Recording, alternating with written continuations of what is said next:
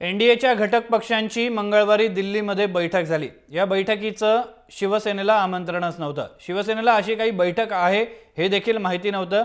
त्यामुळे शिवसेनेला जाणीवपूर्वक भाजपा दूर ठेवण्याचा प्रयत्न करते का असा प्रश्न निर्माण झालाय। पाहूया या संदर्भातला हा रिपोर्ट। ही दृश्य आहे दिल्लीतल्या एनडीएच्या बैठकीची।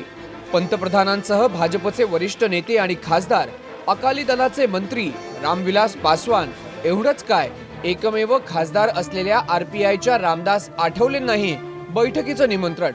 पण उद्धव ठाकरेंच्या शिवसेनेला भाजपने ठेंगा दाखवला।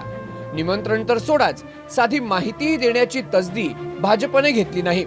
शिवसेनेला बैठक होती हे कळलं बैठक झाल्यानंतर। देखिए, बुलाया नहीं गया ये मैं मानने को तैयार नहीं है, लेकिन जरूर कुछ मिसकम्युनिकेशन की बात सामने आई है और ये सिर्फ मिसकम्युनिकेशन ही है। हमारे जैसे और भी एनडीए के घटक दल है, उनकी भी यही कंप्लेंट्स थी कि उनको भी नहीं बुलाया। ही झाली शिवसेनेची गोष्ट। राज्यात 25 वर्षांची मैत्री, पण भाजपने शिवसेनेला विचारलं देखील नाही। तर स्वाभिमानी शेतकरी संघटनेचे राजू शेट्टींना तर बैठक होती हे प्रसार माध्यमांकडून कळलं।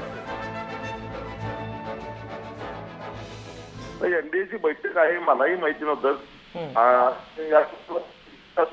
काही निमंत्रण नव्हतं किंवा एनडीएची बैठक झाली की नाही हेही मला माहिती नाही। हो, आपल्याकडूनच कळतंय। मी दिल्लीत असून सुद्धा मला काही माहिती नाही। बैठकीला निमंत्रण नाही, शिवसेना खवळली खरी, पण भाजपने फारशी किंमतच दिली नाही। चूक झाली, पुढे लक्षात ठेवू असं म्हणत भाजप नेत्यांनी शिवसेनेच्या चौताळलेल्या वाघाला शांत केलं। शिवसेना भाजपचं राज्यातलं बिघडलेलं समीकरण आणि सततचे होणारे वादविवाद हे गल्लीपासून दिल्लीपर्यंतच्या भांडणाचं खरं कारण आहे। त्यामुळे दोन्ही पक्ष एकमेकांवर कुरघोडी करण्याची एकही संधी सोडत नाहीत। ब्युरो रिपोर्ट, जय महाराष्ट्र।